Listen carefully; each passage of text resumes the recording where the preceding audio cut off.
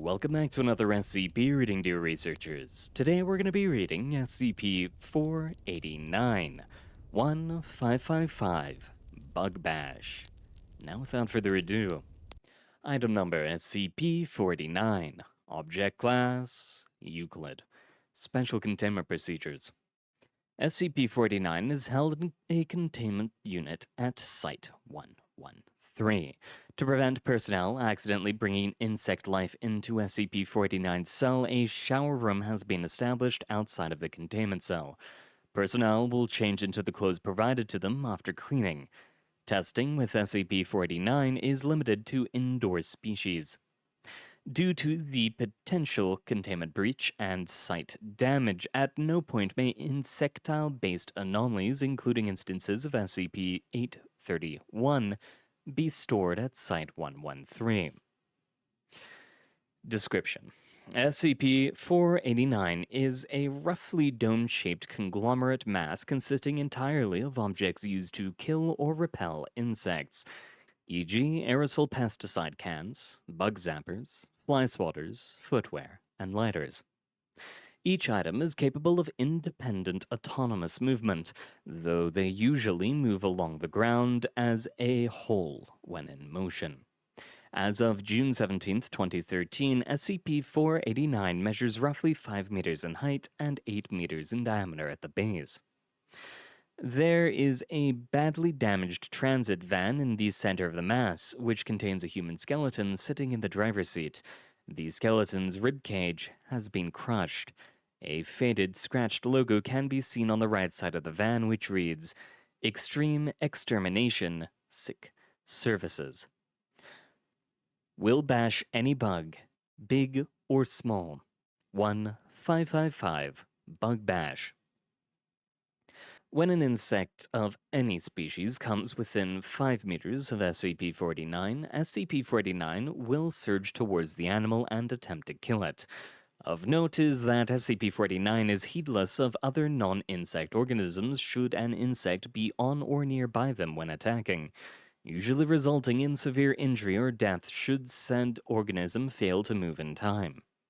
However, due to the number of objects moving at once, SCP-489 often fails to reach the target at all, instead having individual parts impede one another's movement. If SCP-489 fails to kill the insects, individual items on SCP-489 become hostile to one another and begin hitting other objects adjacent to them. When not in the presence of an insect, SCP-489 is relatively docile, making study of it easier. Should SCP-489 successfully terminate an insect, objects capable of handling it safely, for example tweezers, shovels, etc., will retrieve and pass the insect along the edge of SCP-489 towards the storage space of SCP-489. During this time, it becomes possible to see the transit van without imaging due to items moving out of the way to open the doors. The storage space of the van in SCP-489 possesses extra-dimensional properties, containing dozens of rows of glass jars stored on wooden shelves. Every jar is full of various dead insects. If presented with no objects that could be considered bug killers, SCP-489 will readily attempt to incorporate them into itself. However, this habit makes its goal of exterminating insects even more difficult with the newly acquired mass. Newly added items immediately show signs of sentience.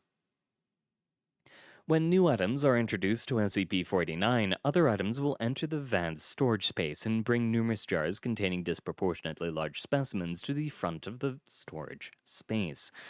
These samples appear to serve as trophies for SCP-489. Each jar is labeled with the date and how the insect was obtained. Newly added items will gather around these jars in apparent admiration. Below is a list of several specimens SCP-489 has presented. Description: 3 beetle-like creatures measuring approximately 1.5 meters in length. The abdomens are covered in large thorn-like protrusions. These savage spine-shooting beetles, obtained July 7, 1989. The beasts were terrorizing the village of Lathos in Thazola. brought down with the help of Julie and her garden gang. Description: a thin, knobbly, elongated creature resembling a stick insect with an additional 6 pairs of legs. Each leg measures roughly 2.5 meters. Body length is around 5 meters. The Walking Lance, obtained December 20th, 1984, found roaming the jagged rock mountains of Gerenith. Its bladed legs felled Karen and Matthew before a well-aimed shot from Maxwell skewered its head. Description: a horseshoe crab-like creature with prominent mandibles, paddle-like legs, and several sac-like growths lining its back and underbelly. Length approximately 2 meters. The aquatic venomous floater bug, obtained March 26, 1987. A new challenge, one that took place beneath the waters of the Burmese swamplands. We have the scars to show for it, but the beast fell after the puncturing of its venom sacs. Description: a humanoid entity 1.8 meters in height with eyes and proboscis resembling a housefly. Musca domestica. The Bugman, obtained May 5th, 1991, found within the frozen hills of Russia. Well worth the battle and losses. Theo and the Torch's sacrifice will be honored by all bug killers for eternity. Description: an arthropod with 4 thick, short legs, all spreading from its abdomen in a circle. Creature has large, elongated pincers, and a head featuring a prominent proboscis and compound eyes. Height around 4 meters. The Bug That Killed Master, obtained November 18th, 2000. Master fought hard, but he had finally met a bug he couldn't kill. We fought for him and made it suffer, but we couldn't save our leader.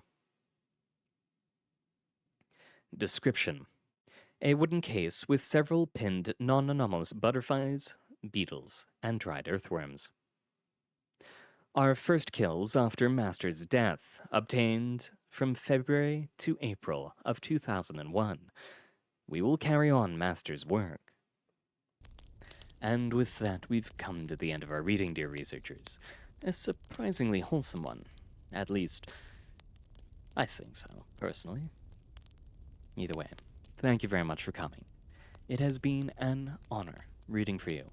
Good luck out there, and I hope to see you all next time.